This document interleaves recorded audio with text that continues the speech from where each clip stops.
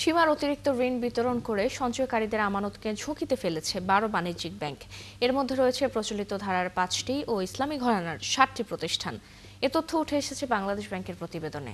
এতে সবচেয়ে খারাপ অবস্থায় আছে একীভূত হয়ে যাওয়া ফার্স্ট সিকিউরিটি ইসলামী ব্যাংক। আর প্রচলিত ধারার ব্যাংকগুলোর মধ্যে শীর্ষে ন্যাশনাল ব্যাংক।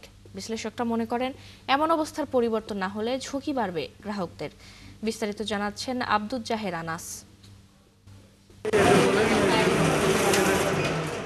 সাধারণত গ্রাহকদের কাছ থেকে আমানত সংগ্রহ করে পরে তা ঋণ হিসাবে বিতরণ কিংবা বিনিয়োগ করাই বাণিজ্যিক ব্যাংকগুলোর অন্যতম প্রধান কাজ।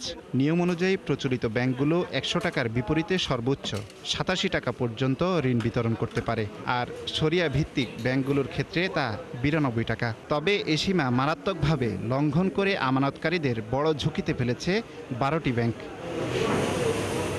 ঋণ আমানতের এ হার বা এডিআর সীমা লঙ্ঘনে সবার উপরে বেসরকারি ন্যাশনাল ব্যাংক। প্রতি 100 টাকা আমানতের বিপরীতে যারা ঋণ দিয়ে বসেছে 119 টাকা।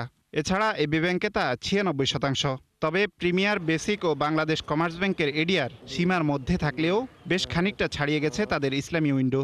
সেন্ট্রাল ব্যাংকের যে কনসার্ন ডিপার্টমেন্টটা আছে, যেটা হচ্ছে ডিপার্টমেন্ট অফ অফসাইট সুপারভিশন, তারা 1-to-1 মিটিং করেছে প্রত্যেক ব্যাংকের সাথে। তাদের কেন হচ্ছে সেটা জানতে চেয়েছে এবং এগুলো বিচার বিশ্লেষণ করার পর তাদের থেকেই একটা রোড ম্যাপ চাওয়া হয়েছে যে আপনারা কবে নাগাদ এটা করতে পারবেন।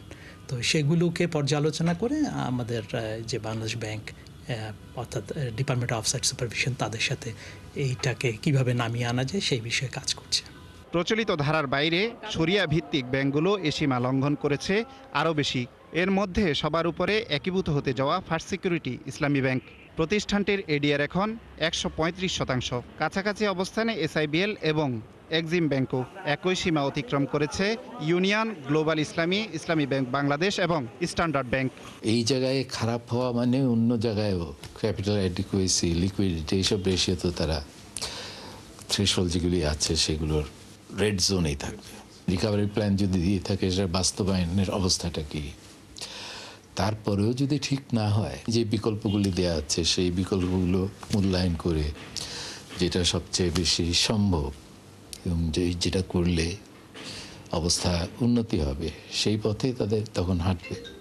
বাংলাদেশ ব্যাংকের তথ্য মতে 31 আগস্ট পর্যন্ত ব্যাংকগুলোর মোট আমানত দাঁড়িয়েছে 20,76,000 কোটি টাকা, আর ঋণ বিতরণ করা হয়েছে 17,18,000 কোটি টাকা, যা মোট আমানতের প্রায় 79%।